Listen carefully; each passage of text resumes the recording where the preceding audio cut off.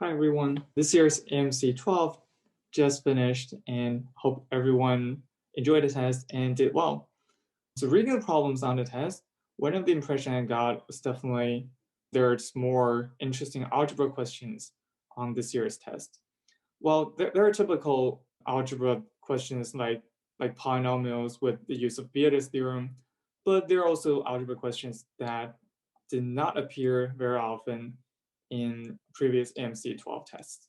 So today I picked 4 algebra questions from the test, actually 3 algebra questions and 1 probability question, but a key part in that probability question is how to take the sum of all the numbers in the sequence. So definitely also some algebra involved there. All right, so let's start. Hello, everyone. In this video, we're going to talk about 2 questions on the 2021 AMC12A test. So the first question we're going to talk about is the question number 8. Let's take a look. We have a sequence of numbers, and it's defined by D0 is equal to 0, D1 is 0, D2 is equal to 1. And then we have the recursive formula. Dn is equal to dn minus 1 plus dn minus 3 for n greater than or equal to 3. What are the parities? Parities mean just evenness or oddness of the triple of numbers D2021, D2022, and D2023, where E denotes even and O denotes odd. All right, so we have this recursive formula. So it seems that it's not that easy to really compute the general formula of this sequence. But since we only care about odd and even, like whether a term is odd or even, so one of the ideas is to just write down the first several terms and see whether there's a pattern there. So we're going to start with D0. That is even. So D1 is also even. D3, D2 is odd. We'd like to compute the first several terms, like D3, D4, 5, 6, 7, 8, 9, maybe 10, blah, blah, blah. All right, now we can use the formula. To compute D3, we need to take the sum of D0 and D2. And remember, we'll only care about whether a number is even or odd. So even plus odd, that's odd. Even plus odd, that's odd. And similarly, we can just compute those terms. D5 is even. D6 is odd again. D7 is even. D8 is even. D9 is odd. D10 is odd. All right, if you want, you can compute a few more terms, but here's already the pattern. If we look at the first 7 terms there, from D0 to D6, seems that that's like a period, right? E, E, O, O, O, E, O. And then things start to repeat. We have this E, E, O, O again. And if the first 4 terms there, they're exactly the same. And since we have this recursive formula, so you're going to see that this D11 must be equal to this D4 because of the recursive formula there. Then we see that the period is equal to 7. So period is equal to 7. All right, what do we want? We want this D2021, D2022, and D2023. Well, seems that we need to do this mod 7, right? We need to consider the remainder of 2021 when divided by 7. So 2021 is congruent to 5 mod 7.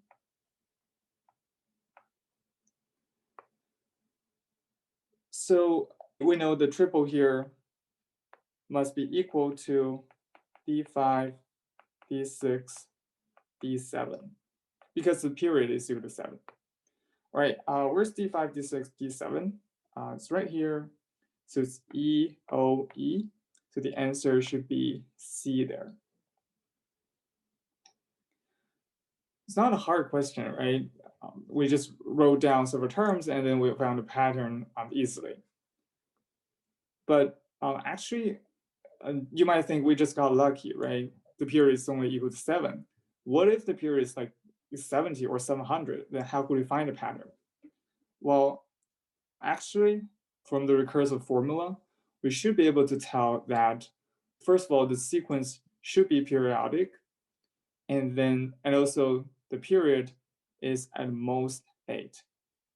So let's take a look.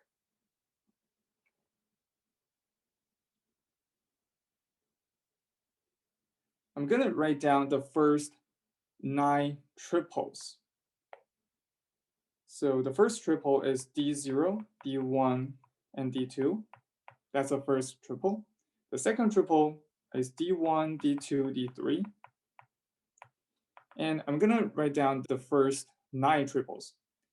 So the 9th triple should be D8, D9, and D10. All right, so we have 9 triples there. But for each triple, there are 3 elements there. And each one could be odd or even. So in total, there are only 8 different kinds of triples.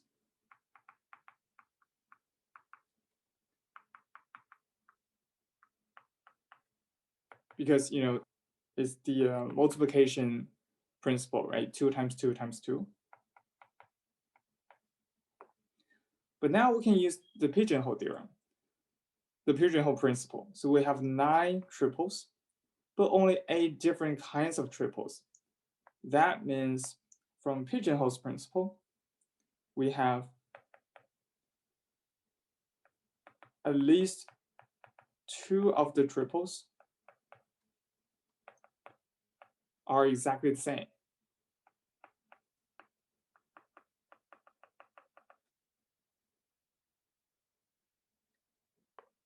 Exactly the same.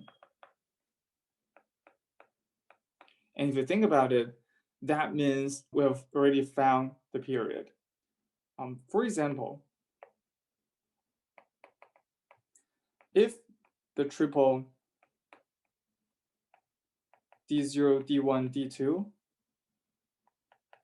is equal to the triple D8, D9, D10, well, by this, I mean the parity of those 2 triples are the same. Like D0, D8, they have the same parity. D1, D9, they have the same parity. And D2, D10, they have the same parity. All right, if these 2 triples are the same, then from the recursive formula, actually we know that D3 must be equal to D11.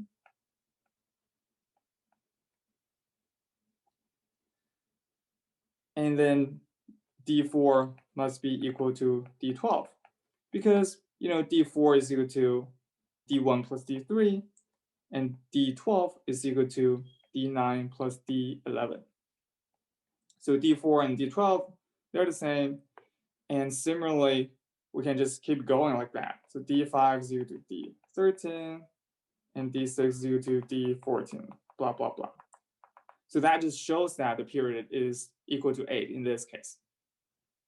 Of course, the period could be less than 8. For example, maybe this triple D0, D1, D2 is equal to D7, D8, D9, which is, the case in our original question.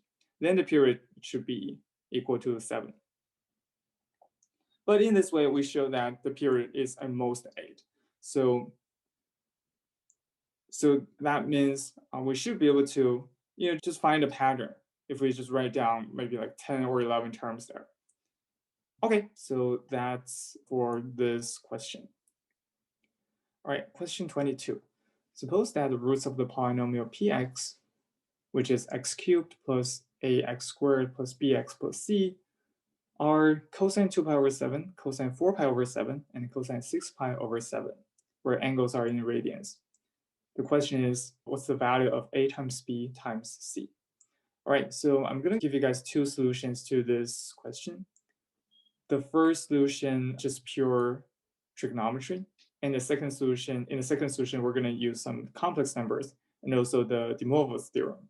All right, so first of all, let's talk about the pure trigonometry solution here.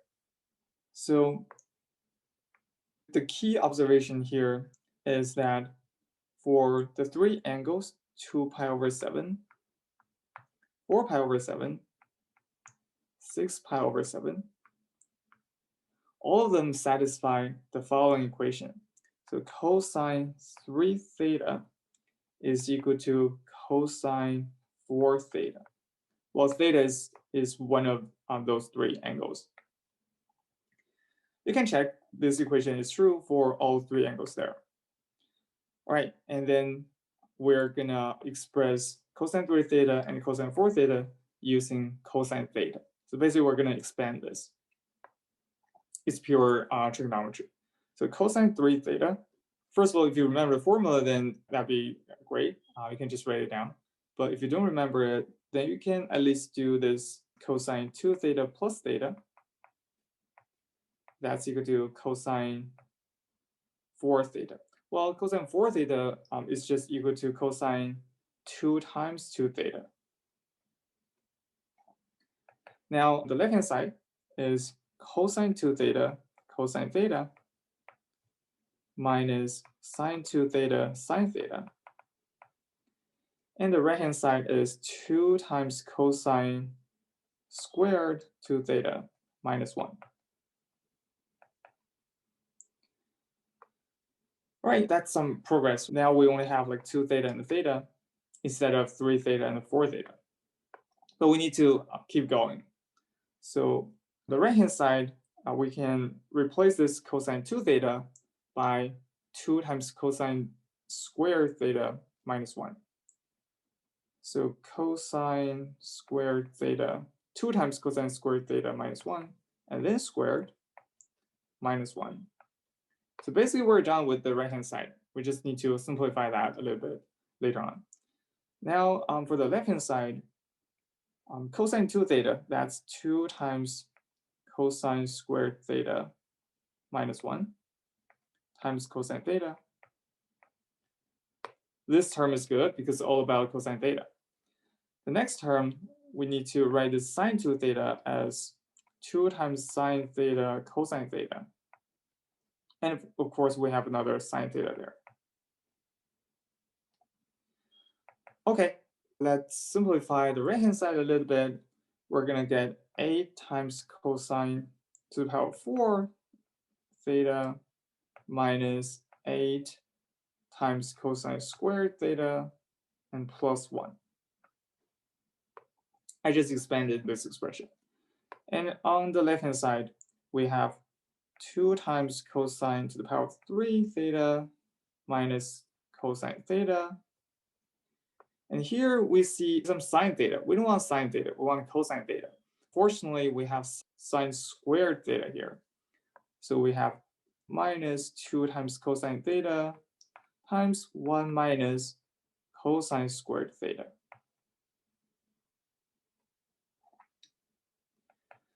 Okay, we can just copy down the right-hand side. And the left-hand side is 4 cosine to the power of 3 theta minus 3 cosine theta.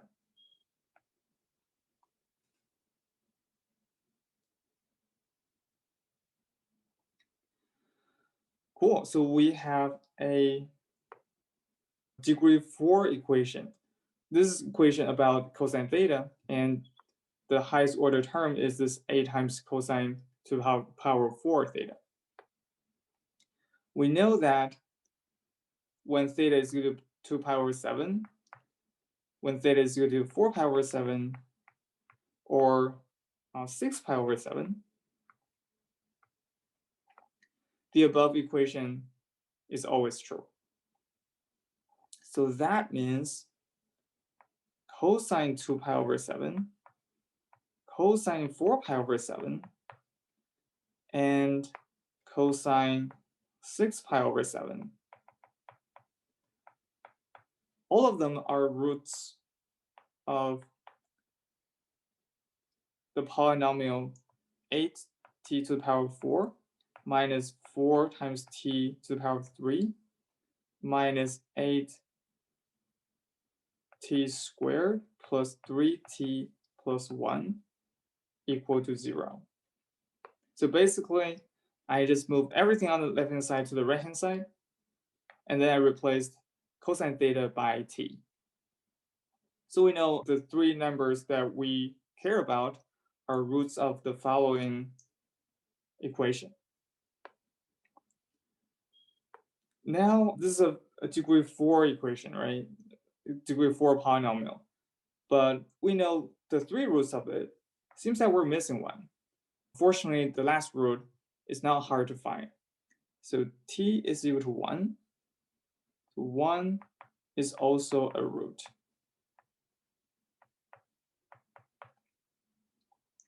That's great because then we can factor that polynomial. So t minus 1 should be a factor of that polynomial. Then what else do we have? We have, so to make 8 times t to the power 4, we need to have 8 times t cubed. Basically, we're doing the polynomial division here. And here we have minus 8t cubed, but we only need minus 4. That means we have a plus 4t squared. And similarly, we have minus 4t, and finally minus 1.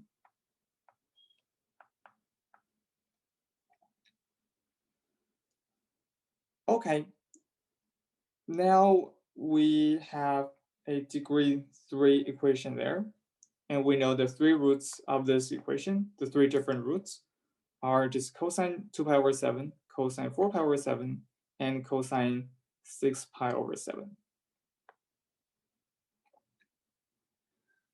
So cosine 2 pi over 7, cosine 4 pi over 7, cosine 6 pi over 7 are the three roots,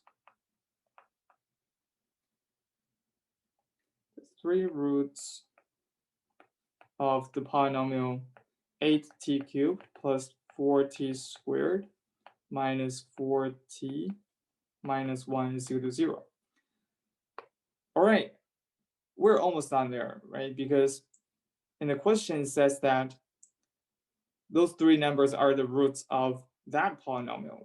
So we only need to make the degree 3 term to have coefficient 1.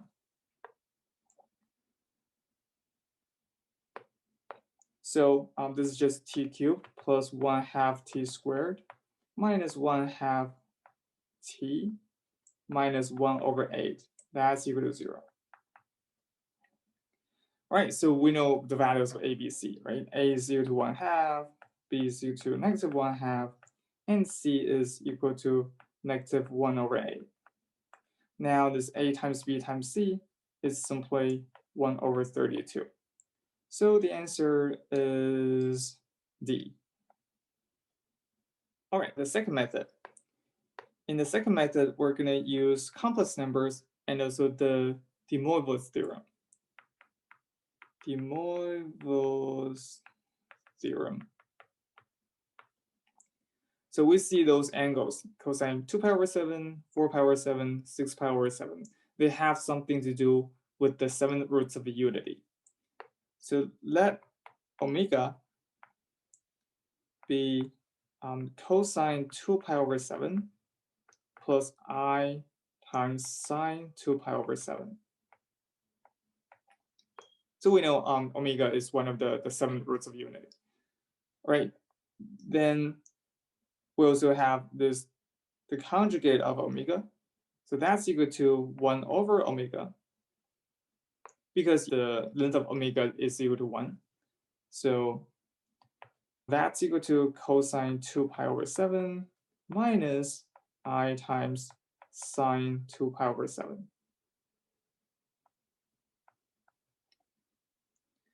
Okay, so with omega and 1 over omega, we're able to express cosine 2 pi over 7.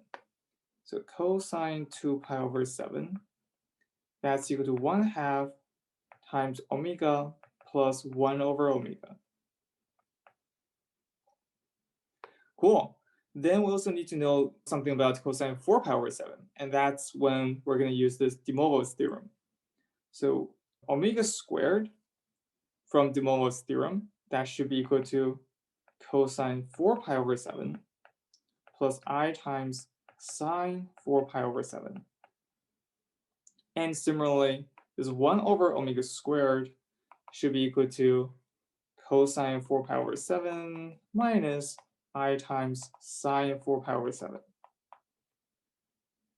So cosine 4 pi over 7 can be written using omega squared and 1 over omega squared. So that's just 1/2 times the sum of those two numbers. Omega squared plus 1 over omega squared. And similarly, the cosine 6 pi over 7 is equal to 1/2 times omega to the power of 3 plus 1 over omega to the power of 3. All right, so now we have already expressed the three cosines with omega and 1 over omega. Now let's try to compute the value of A, B, and C. So let's look at A first. From Vieta's theorem, we know that A should be equal to the negation of the sum of the three roots. So A is equal to negative of the sum of those three cosines. So cosine 2 pi over 7, cosine 4 pi over 7, cosine 6 pi over 7. Then we're gonna just replace everything with the expressions of omega. So that's equal to negative of 1/2 times omega plus 1 over omega plus omega squared plus 1 over omega squared plus omega cubed plus 1 over omega cubed. All right, we're almost done here to compute A, because we know omega is one of the 7 roots of unity. That means omega to the power of 7, that's equal to 1. But apparently omega is not equal to 1. So omega minus 1 times omega to the power of 6 plus omega to the power of 5 plus blah, blah, blah, all the way through 1. We know that's equal to 0, but omega is not equal to 1, right? And that means omega to the power of 6 plus omega to the power of 5 plus dot, dot, dot, plus 1, that should be equal to 0. Okay, now let's come back to our expressions of A. So star, that's equal to negative 1/2 times omega plus omega to the power of 6, right? 1 over omega, because 1 is simply omega to the power of 7. And 1 over omega, that's omega to the power of 6. And then omega squared plus omega to the power of 5, and omega cubed plus omega to the power of 4. So in the parentheses, you see it's just omega to the power of 1, 2, 3, 4, 5, and 6. And the sum of them should be equal to negative 1. So times negative 1, and that's equal to 1/2. So A is just equal to 1/2. All right, then we're going to use a similar method to find the value of B and the value of C. So let's do it. From Vieta's theorem, we know this B should be equal to cosine 2 pi over 7 times cosine 4 pi over 7 plus cosine 4 pi over 7 times cosine 6 pi over 7 plus cosine 6 pi over 7 times cosine 2 pi over 7. And again, we're going to replace all of those cosines with the expressions of omega. So since each one has like a 1/2 in the front, so in total we have like 1 over 4. All right, then omega plus 1 over omega times omega squared plus 1 over omega squared plus omega squared plus 1 over omega squared times omega cubed plus 1 over omega cubed plus omega cubed plus 1 over omega cubed times omega plus 1 over omega. Some easy algebra there. All right, now let's expand everything. We have omega to the power of 3 plus 1 over omega plus omega plus 1 over omega to the power of 3. Now the second term, omega to the power of 5 plus omega 1 over omega plus omega and plus 1 over omega to the power of 5.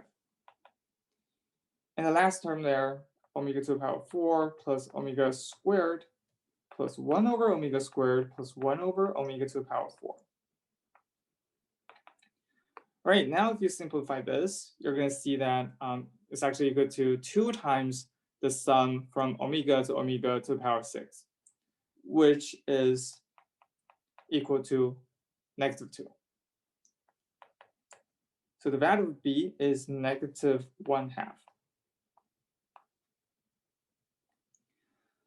All right, last thing, we need to compute the value of c. So c is equal to the negation of the product of those 3 roots. So cosine 2 pi over 7 times cosine 4 pi over 7 times cosine 6 pi over 7. Again, we need to replace everything with the expressions of omega. So first of all, we have a 1 over 8 there, because there's a 1 over 2 for each of them. Next, 1 over 8 times omega plus 1 over omega times omega squared plus 1 over omega squared times omega cubed plus 1 over omega cubed. All right, then again, you need to expand this, and you're going to see that it's actually the sum from omega to the power of 6, and then plus 2. So that's equal to -1 over 8 times -1 plus 2. So that's just -1 over 8. Now we found the values all of a, b, and c. So we can take the product. A times b times c, that's equal to 1/2 times -1/2 times -1 over 8. So again, we have 1 over 32. Fortunately, that's the same as what we got using our first method. So yeah, that's the solution using complex numbers, and also the roots of unity here. Hi everyone. In this video, we're going to talk about 2 questions on the 2021 AMC12B test. So the first question we're going to talk about is question number 16. Let gx be a polynomial with leading coefficient 1, whose 3 roots are the reciprocals of the 3 roots of f of x, which is x cubed plus ax squared plus bx plus c. And we want to know the value of g of 1 in terms of a, b, and c. So this is a typical question where we're going to use Vieta's theorem. Let's assume the 3 roots of f of x, let's say they're alpha, beta, and gamma. Then from the statement of the question, we know the 3 roots of g of x should be 1 over alpha, 1 over beta, and 1 over gamma. All right, since we also know that the leading coefficient of g of x is equal to 1, then we can write gx as x minus 1 over alpha, x minus 1 over beta, and times x minus 1 over gamma. All right, now let's see what g1 is. So we'll simply replace x with 1. Then we have g of 1 is equal to 1 minus alpha, 1 over alpha times 1 minus 1 over beta times 1 minus 1 over gamma, which is equal to, the top is alpha minus 1 times beta minus 1 times gamma minus 1, and the bottom is alpha times beta times gamma. All right, at this point, one way to continue is to just express everything using the Vieta's theorem And we know there's a relationship between A, B, C, and alpha, beta, gamma. So for example, if you span the top, you're going to see terms like alpha times beta times gamma and alpha plus beta plus gamma. So those things, with Vieta's theorem can be expressed using A, B, and C. But there's definitely like a slightly better method here. We know the three roots of f of x is there are alpha, beta, and gamma. So we can also write f of x as x minus alpha times x minus beta times x minus gamma. Now if you compare the top of G1 and f of x, we see that to get the top of g of 1, we simply replace x here with 1, and also there's a negative sign there. So the top of G1, it's simply negative f of 1. We know f of x is, x cubed plus ax squared plus bx plus c. So negative f of 1 is just negative of 1 plus a plus b plus c. Now for the bottom, we can simply use the Vieta's theorem. The product of the three roots, alpha, beta, gamma, that should be equal to negative c. Then we are able to find the expression for G1. So G1 is equal to negative of 1 plus a plus b plus c over negative c. So that's, the two negative signs cancel. So 1 plus a plus b plus c over c. So the answer is A. Question 23.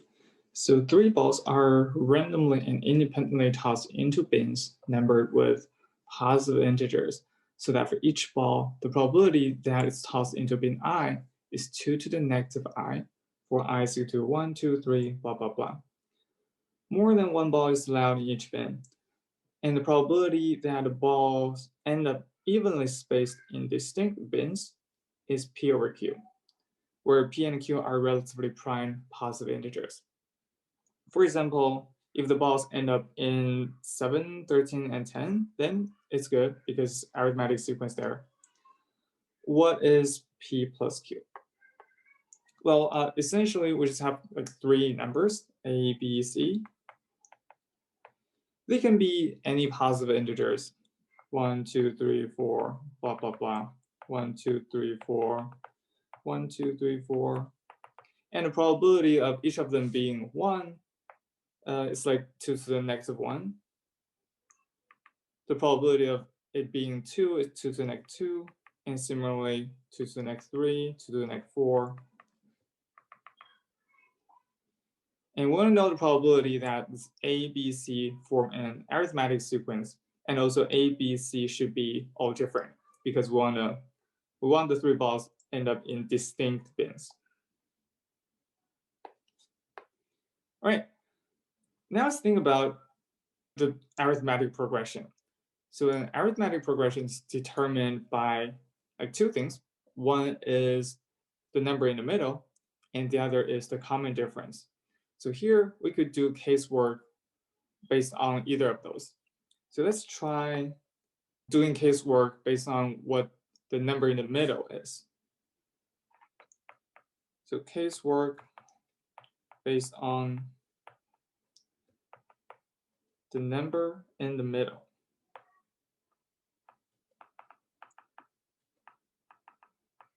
In the middle of the arithmetic sequence. In the middle of the arithmetic sequence or arithmetic progression. All right, first case, the number in the middle is equal to 1. Well, actually, the middle in the number cannot be equal to 1 because if the number in the middle is 1, then the other 2 numbers should also be 1. But remember, we want distinct elements there. So actually, that's not a valid case. So number in the middle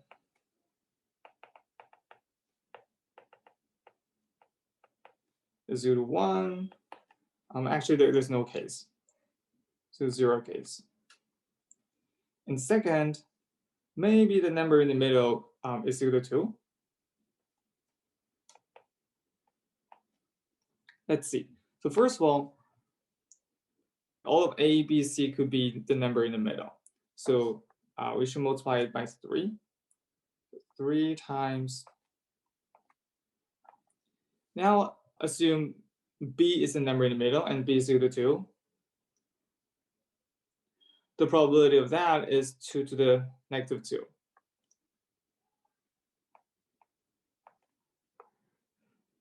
What about A and C? So to form an arithmetic progression with 2 in the middle, A could be 1, C could be 3, or A could be 3, C could be 1. So we have 2 cases there, and for each case, the probability is like 2 to the negative 1 times 2 to the negative 3. So we have that's 6 times 2 to the power of negative 6. All right, third case, where the number in the middle is equal to 3. So again, A, B, C, like any of them could be the number in the middle. So there are 3 cases like that. And then let's assume B is the number in the middle, and that's equal to 3. So first of all, the probability of B being 3 is 2 to the negative 3. When B is negative 3, A and C, for A and C, there are 4 cases. A could be 1, C could be 5, or A could be 2, C could be 4, or A is equal to 4, C equal to 2, or A is equal to 5, C is equal to 1. So 4 cases there. When A is 1, C is 5, the probability of that is 2 to the negative 1 times 2 to the negative 5. And then A could be 2, C could be 4, or A could be 4, C could be 2.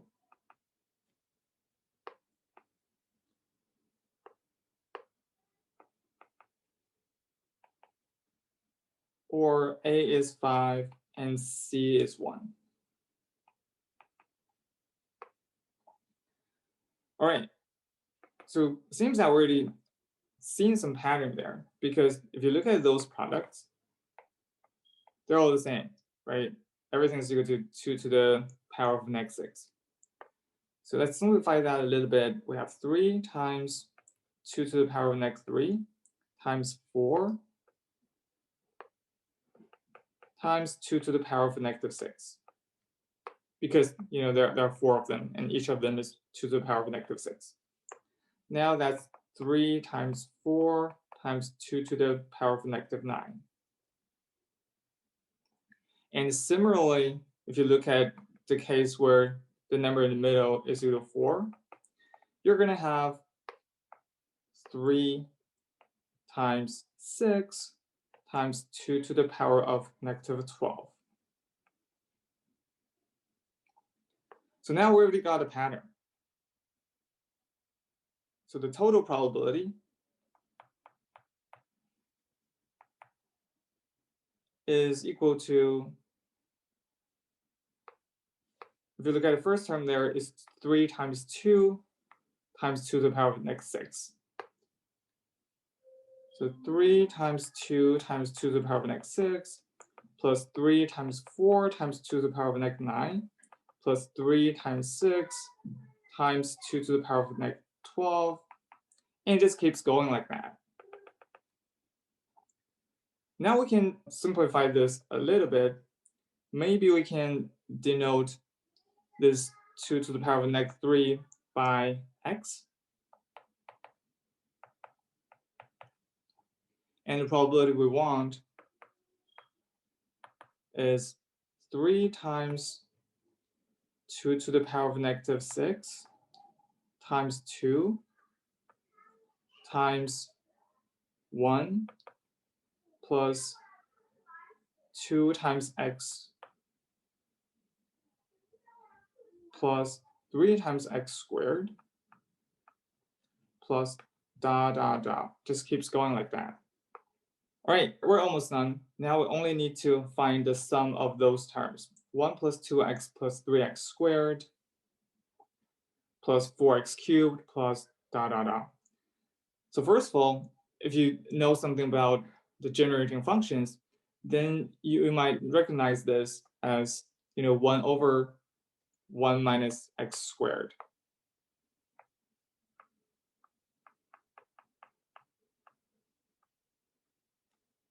So if you know that, then you can directly plug in x equal to 1 over 8, and then you're going to get the answer. If you're not familiar with generating functions, then it's also fine.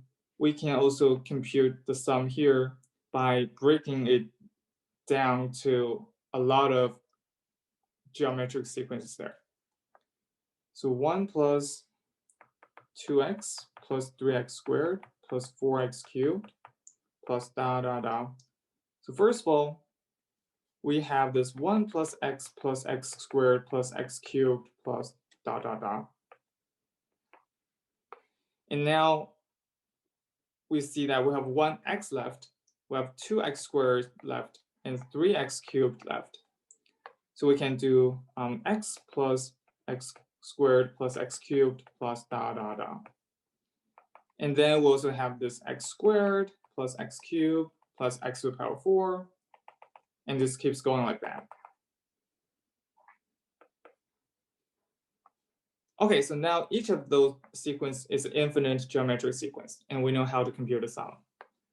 So 1 plus x squared plus x cubed, that's equal to 1 over 1 minus x. And for the second one, it starts with x, so it's actually equal to x times 1 plus x squared plus dot, dot, dot. So that's equal to x times 1 over 1 minus x. And the third sequence, the sum is x squared times 1 over 1 minus x. Now they have the same factor, 1 over 1 minus x. So that's equal to 1 over 1 minus x times 1 plus x squared plus dot, dot, dot. And we see there's another 1 over 1 minus x.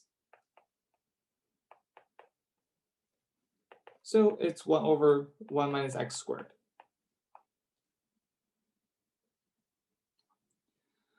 All right, we're done, and we just need to compute 3 times 2 to the power of negative 6 times 2 and times the value of 1 over 1 minus x squared when x is equal to 1 over 8. So the probability is equal to 3 times 2 to the power of negative 6 times 2 times 1 over 1 minus 1 over 8 squared. That's equal to 6 over 64 times 64 over 49, which is equal to 6 over 49. Right, so we want to find the sum of the top and bottom, so that's 55. The answer is A.